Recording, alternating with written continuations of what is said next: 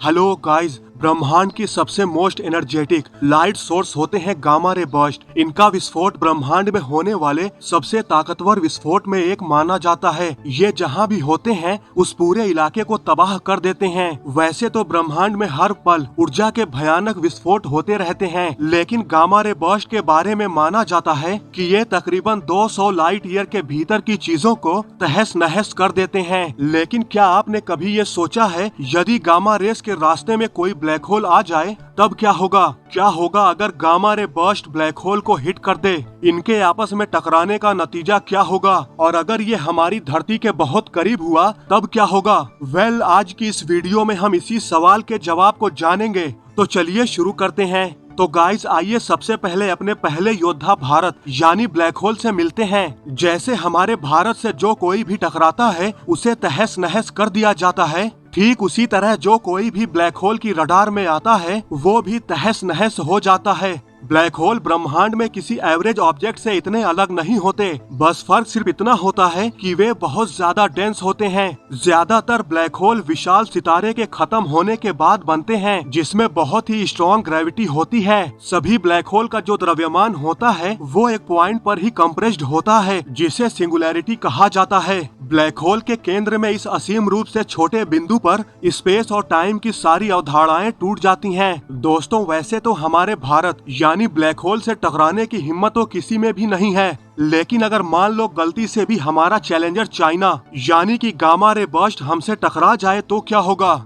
वैसे चाइना में खुजली बहुत रहती है हमसे टकराने की, तो आइए जरा देख लेते हैं कितना दमखम है चाइना में यानी कि गामा रे बर्स्ट में। दोस्तों, गामा रे बर्स्ट ब्रह्मांड में होने वाले किसी भी विस्फोट से इतना अलग नहीं होता, बस फर्क सिर्फ इतना है कि ये उनसे कहीं कहीं ज्यादा एनर्जेटिक होता है। गामा रे विस्फोट ब्रह्मांड में होने वाले सबसे शक्तिशाली और सबसे चमकीले विस्फोट हैं। सिर्फ 1 सेकंड में गामा रे बर्स्ट इतनी ऊर्जा एमिट करते हैं जितनी कि सूर्य अपने पूरे 10 अरब साल के जीवन काल में एमिट करेगा। हालांकि अगर देखा जाए तो चाइना यानी गामा रे बर्स्ट भी कम नहीं है। तो आइए देख ही लेते हैं कितना दम है इसमें। तो गाइस, अगर ब्रह्मांड के दो ताकतवर फिनोमिना अगर आपस में टकराते हैं तो क्या स्पेस और टाइम का अस्तित्व समाप्त हो जाएगा? दोस्तों, इससे पहले कि हम स्पेस टाइम के अस्तित्व के बारे में चर्चा करें, उससे पहले कुछ चीजें हैं जो आपको जाननी चाहिए। सबसे पहले तो ये कि ये जो हमारे दो दावेदार हैं यानी दोनों योद्धा जो एक दूसरे से दो दो हाथ करने वाले हैं, वो एक दूसरे को काफी करीब से जानते हैं, क्योंकि जब भी एक ब्लैक होल ब्रह्मांड में बनाया जाता है तो वो गामा रे बर्स्ट को रिलीज करता है।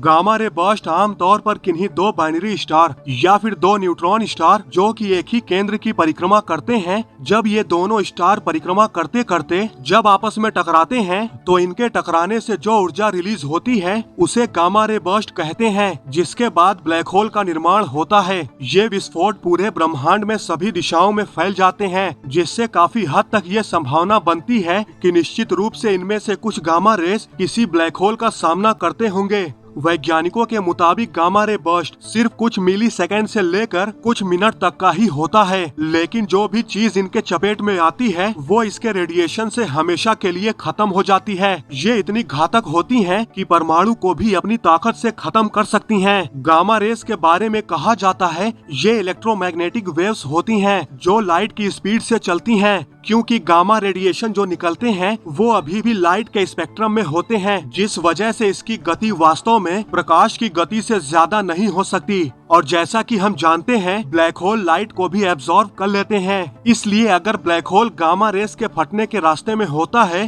तो ब्लैक होल गामा रेडिएशन जिसमें हाई एनर्जी के फोटोन पार्टिकल्स होते हैं, ब्लैक होल उनके रास्ते को प्रभावित करेगा। वैसे तो फोटोन अंतरिक्ष में ग्रेविटी के अभाव के चलते एक सीधी रेखा में ट्रेवल करते हैं, लेकिन जब ये ब्लैक होल के पास से गुजरते हैं तो ब्लैक होल की इंटेंस ग्रेविटेशनल फील्ड जो स्पेस टाइम के फैब्रिक को मोड़ देती है, जिसकी वजह से फोटोन भी ब्लैक होल के मुड़े हुए स्पेस फैब्रिक की तरफ झुक जाते हैं और ब्लैक होल के चारों तरफ घूमने लगते हैं। ब्लैक होल के इवेंट होराइजन को पार करने वाला कोई भी फोटोन ब्लैक होल की ग्रेविटी से बच नहीं सकता, वो बस ब्लैक होल के अंदर ही समा जाएगा और फोटोन की जो ऊर्जा है वो ब्लैक होल के द्रव्यमान को बढ़ाएगी। यानी सिंपल शब्दों में कहा जाए तो जब कोई गामा रेडिएशन ब्लैक होल से टकराती है तो वो उसका कुछ उखाड़ नहीं सकती, बल्कि खुद ब्लैक होल के अंदर समा जाती हैं और ब्लैक होल के द्रव्यमान और उसकी ताकत को और भी ज्यादा बढ़ा देती हैं। हालांकि अगर कोई गामा रेज एक ब्लैक होल से टकराती हैं, तो इसका परिणाम अब तक के सबसे चमकीले विस्फोट में से एक होगा,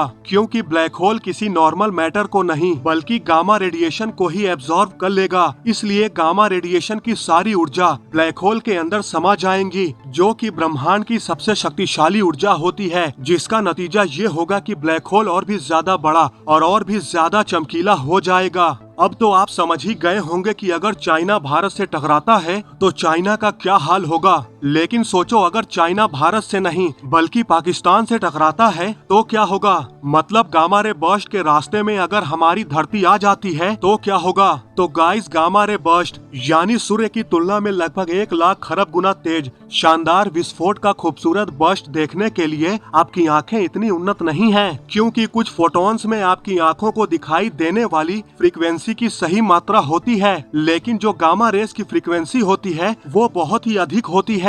इसलिए अगर आप इन्हें देख पाते तो इनसेन अमाउंट ऑफ लाइट शायद आपको अंधा बना देती। गामा रेडिएशन सबसे शक्तिशाली तरंगे होती हैं, जो कि किसी लोहे के मोटे से मोटे कॉलम से भी पार हो जाती हैं। फॉर एग्जाम्पल, जिस तरह एक्सरे वेव का इस्तेमाल हम शरीर में स्किन को पार करके हड्डियों को देखने के लिए इस्तेमाल करते हैं, उसी तरह गामा रेज मोटे से मोटे लोहे की चादर को भी पार कर सकती हैं। इसलिए अगर आप इस विस्फोट के करीब होते हैं तो आपके लिए चीजें कुछ भी सही नहीं होती। गामा रेडिएशन इतनी खतरनाक होती हैं कि अगर आपने इससे बचने के लिए काफी बढ़िया क्वालिटी वाला भी स्पेस सूट पहना हुआ है तो भी ये उसमें प्रवेश कर सकती हैं। जैसे ही ये रेडिएशन आपके शरीर से गुजरेंगी, वे अत्यधिक हाई डोजेस वाली रेडिएशन आपको डिलीवर करेंगी, जिससे आप रेडिएशन सिकनेस से पीड़ित हो जाएंगे। गामा रेस से निकली एनर्जी आपके टिश्यूज और आपके डीएनए को नुकसान पहुंचा सकती हैं, या इससे भी बदतर, ये आपको अंदर से बाहर तक पका सकती हैं। ये रेडिएशन इतनी खतरनाक होती हैं कि अगर ये हमारी धरती की तरफ आती तो फिर न तो हमारा सौर मंडल का सुरक्षा तंत्र कुछ कर पाता